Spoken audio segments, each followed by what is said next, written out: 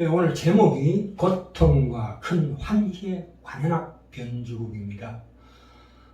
이 뜻은 무엇이냐 하면 하나님의 능력으로 보호하심이라는 주제로 연주되는 큰 환희의 관현악에 고통이라는 이질적인 멜로디와 리듬이 함께 녹아있는 변할 변자, 아래 올 주자 변주곡이라는 제목으로 은혜를 나눌까 합니다. 베드로전서 1장 3절에서 9절 사이의 말씀인데요. 3절부터 봅시다.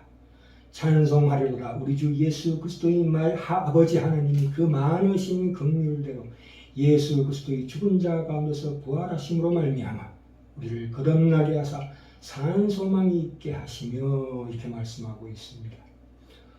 여기 3절에 보시면 우리에게 산 소망이 있게 된 배경과 순서가 나열되어 있습니다.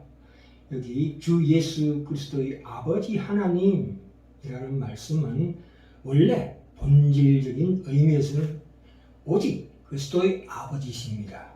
요한복음 1장 18절에 아버지 품 안에 안겨 있는 독생자 예수 그리스도라고 표현되어 있습니다. 그런데 우리가 그 그리스도의 보혈로 속죄받아서 양자가 된 의미에서 로마서 8장 15절에 양자된 자, 그리스도의 영으로 말미암아 양자된 자라고 우리를 부르고 있습니다.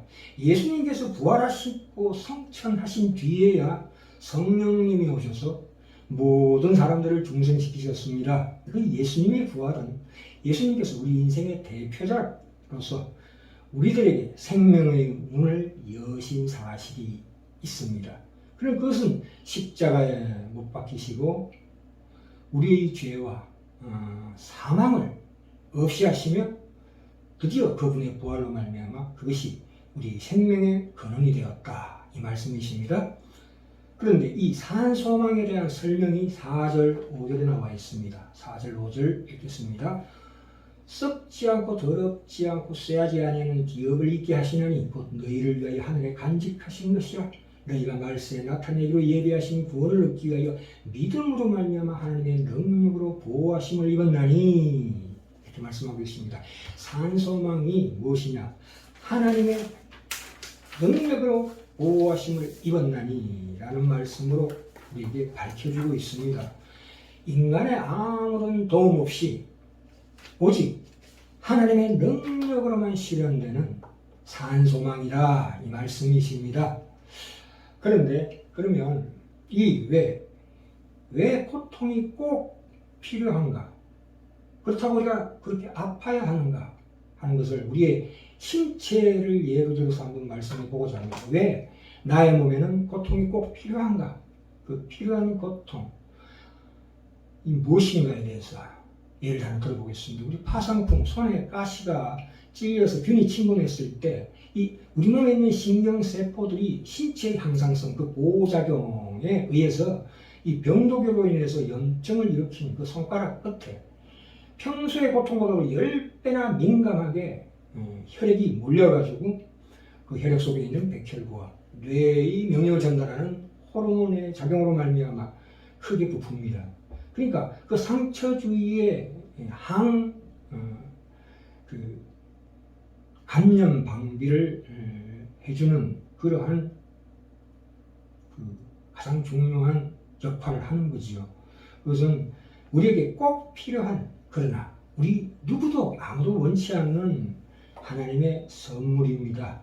세상에 고통이 없기 때문에 힘든 사람들이 있습니다. 고통 없는 삶으로 비참한 결과를 맞는 그 한센병이라고 그러죠. 신고약 공이 특별하게 다루고 있는 질병인 문둥병입니다. 고통이 없기 때문에 그 무감각 때문에 빚어지는 고통을 잘 표현해주고 있는 것입니다. 자, 6절 볼까요?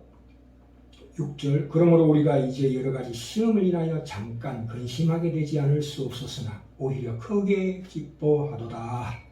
여기 잠깐 근심하게 되지 않을 수 없었으나 라는 말씀은 지금 헬라 원어로 다시 번역해 보면 지금 잠깐 필요가 있어서 여러 가지 시험에 있어서 근심하게 될지라도 크게 기뻐하도다 이런 뜻입니다. 이 고난이나 이 근심, 고통이라는 것은 우리의 심령의 정화와 유익을 위해서 하나님께서 특별히 설계하시는 것이다 이 말씀이십니다. 그러니까 이 말씀이 무슨 말씀이냐면 반드시 필요하다, 반드시 합당하다, 신자에게는 당연하다 이 말씀이십니다.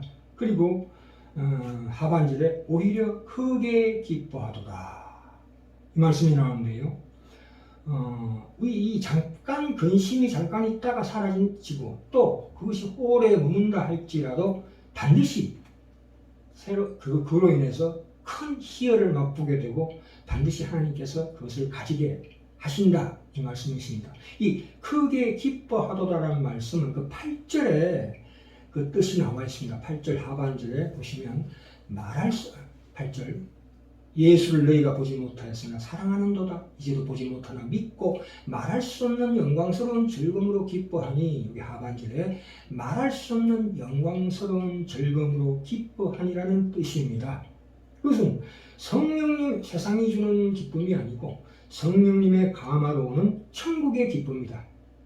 그렇게 이해하시면 됩니다. 크게 기뻐하도다라는 그 헬라 원어에 우리 심령 중심에 희열이 넘쳐서 우리의 말과 행동에 폭발하는 큰 활락을 가리키고 있습니다. 이것이 말하자면 초월적인 쾌락이라고 얘기할 수 있습니다. 우리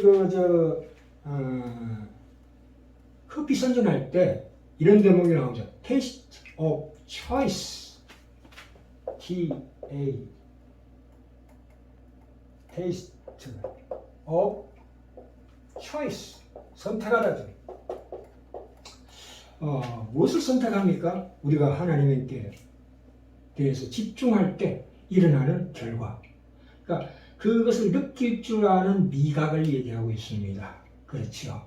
우리가 환희, 그 플레저, 선택에 의해서 골라먹는 맛이라는 뜻입니다. 그렇죠. 우리가 적극적으로 하나님을 향해서 나아갈 때 느끼게 되는 그 초월적인 쾌락을 얘기하고 있습니다. 그렇죠. 자, 우리가 왜 이런 걸 갖다가 왜 이게 우리가 중요하냐면 고통이라는 신호가 두뇌에 전달해주는 바로 그 신경감각기관과 통로가 또한 쾌감의 신호로도 전달해준다는 사실입니다. 그렇죠. 신경감각기관들은 같은데 하나는 고통이요 하나는 즐거움으로 받아들이게 되는 것입니다. 말하자면 우리가 40도씨 되는 그 뜨거운 욕조에 처음에 손을 집어넣으면 어떻게 됩니까? 뜨거워하지요. 근데 조금 있다가 다시 집어넣으면 시원해집니다. 그러니까 고통과 쾌감 사이의 밀접한 관계를 잘 보여주고 있습니다. 이 두 감각은 분간할 수 없을 정도가 되어가면서 서로 혼합됩니다. 그렇지요. 우리가 흔히 이 초월적인 쾌락, 큰 즐거움은 그 고통의 투쟁 이후에 옵니다. 거의 모든 체험의 고통과 그 큰 환희가 함께 연합되어 있습니다. 그렇죠. 우리가 등산할 때 정상에 오르기까지 굶주림과 그 목마름이 정상에 올랐을 때 그것을 먹었을 때 그 맛의 기쁨이 특별하지요. 그리고 우리 올림픽에서 역도 선수가 그 힘든 역기를 들어 올리고 난 다음에 그것이 맛이 성공하면 던져버리고 하늘로 붕 뜨면서 환희를 만끽하지요. 그렇죠. 완전한 그 고통과 즐거움이 잠깐 사이에 일어나는 거지. 이 둘 중에 하나가 없으면 다른 하나가 존재하지 않습니다. 그래서 그 역도 선수에게 당신 고통이 어땠습니까? 물어본다면 그 역도 선수는 이렇게 되물을 것입니다. 무슨 소리입니까? 그렇죠. 그 역도 선수가 느낀 그 고통이 그 환희의 기쁨 안으로 완전히 용해되고 흡수되기 때문에 그는 이미 그것을 잊어버리게 되는 것입니다. 그렇죠.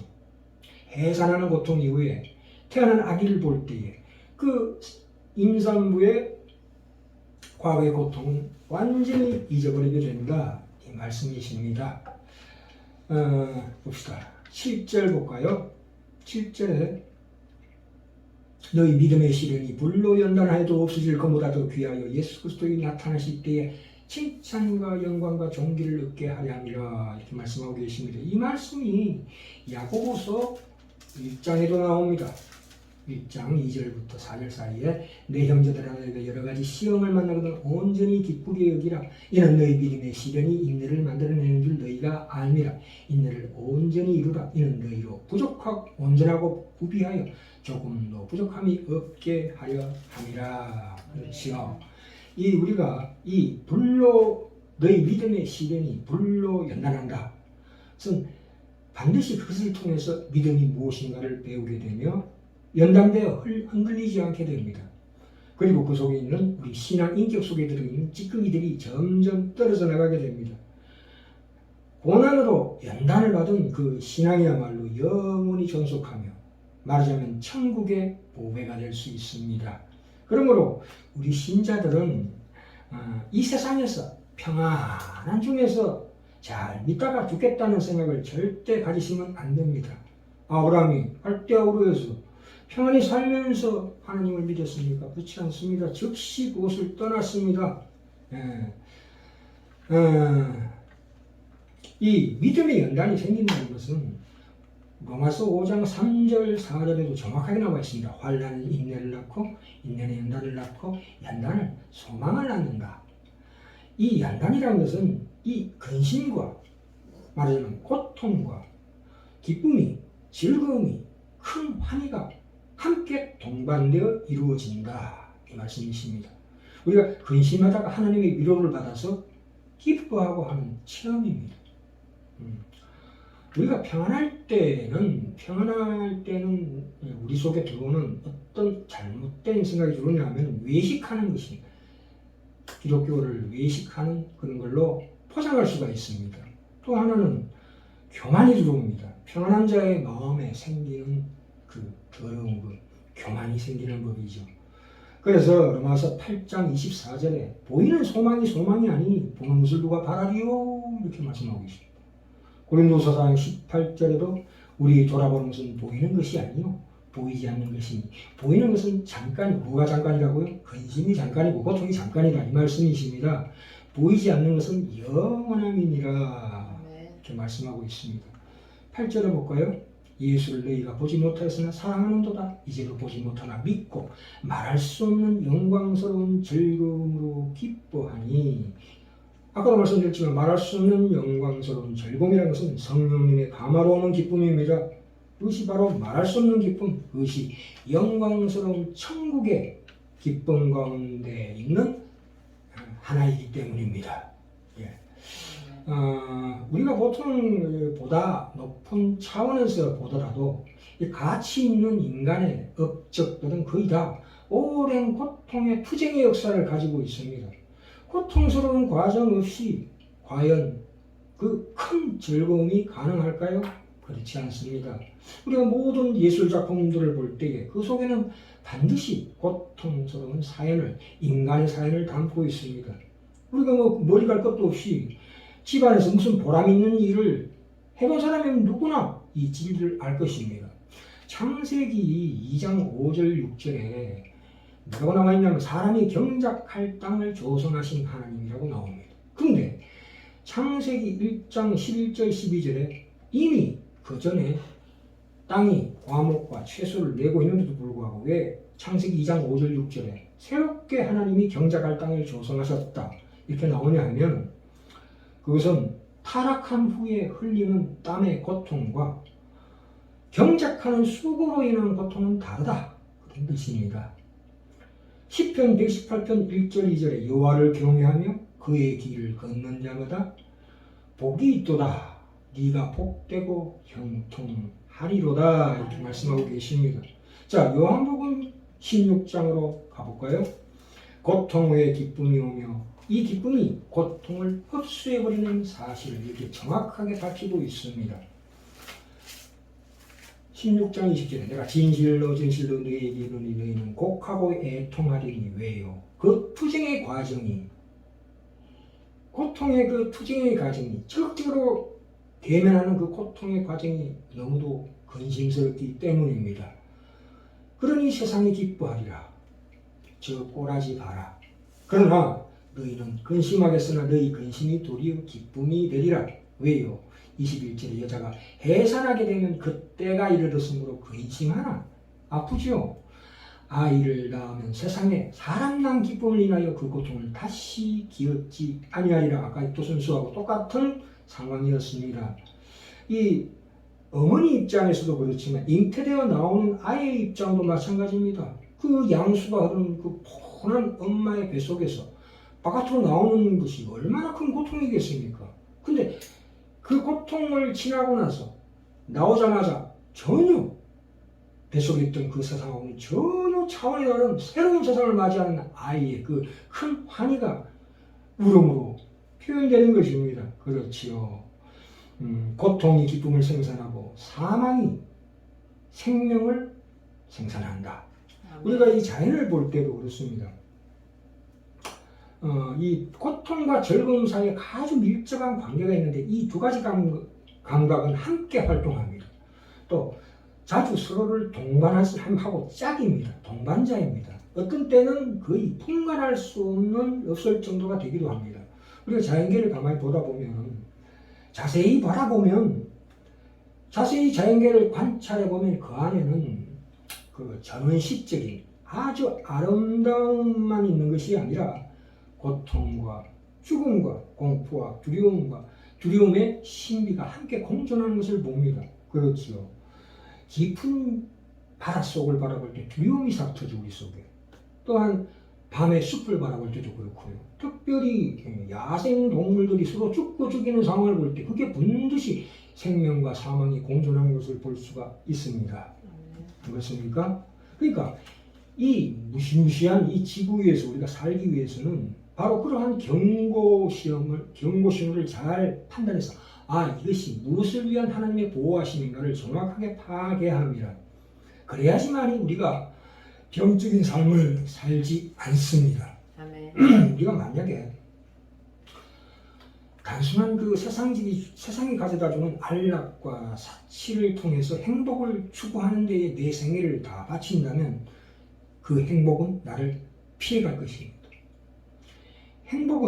세상의 행복은 그것을 쫓는 자에게는 오히려 물러난다는 이 귀한 뜻을 잘 이해하셔야 합니다. 이 기독교의 진수가 무엇입니까?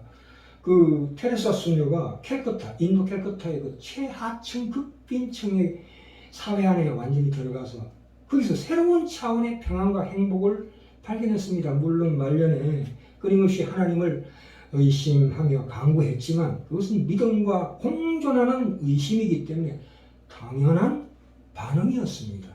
그래서 우리가 우리의 고통을 하나님이 특별히 허용하시고 그 고통에 대해서 하나님께 부르짖는 것을 하는 짓을 허용하시지만 그렇다 하더라도 오히려 그 고통은 즐거움, 가장 큰 기쁨의 성취에 반드시 필수 단계로 이르는 과정이다. 이렇게 이해하셔야 합니다. 우리 진정한 행복이라는 것은 하나님의 말씀에 내 삶의 적용, 그 고통으로부터 오는 것입니다. 하나님으로부터 반드시 그 고통 이면에 진정한 큰 희락과 화평과 의의 평강을 하나님께서 우리에게 주실 것입니다. 아멘. 요한복음 16장 22절 다시 읽어봅시다. 요한복음 16장 22절 이어서 읽어봅시다. 지금은 너희가 근심하나 내가 다시 너희를 보리니 너희 마음이 기쁠 것이요 너희 기쁨을 빼앗을 자가 없느니라. 아멘. 23절에 그날에는 너희가 아무것도 내게 묻지 아니하리라. 내가 진실로 너희에게 이르노니 너희가 무엇이든지 아버지께 구하는 것을 내 이름으로 주시리라. 무엇을 구하라고요? 하나님의 나라를 구하라. 하나님의 얼굴을 구하라 이 말씀이시죠. 24절 같이 읽을까요? 지금까지는 너희가 내 이름과 아무것도 구하지 아니하였으나 구하라. 그리하면 받으리니 너희 기쁨이 충만하리라. 하나님의 나라의 기쁨이 내 속에 충만하리라. 이렇게 말씀하고 계십니다. 그렇죠. 이 베드로전서 1장 3절에서 9절 이 말씀과 이 요한복음 16장 20절에서 24절 이 말씀이 함께하여 우리 속에 진정한 하나님의 희락, 고통과 큰 환희의 관연합, 변족이라는 이 제목이 주는 그 깊은 영적인 체험 속으로 들어가게 될 수 있다 이 말씀입니다. 아멘. 여기까지 하겠습니다.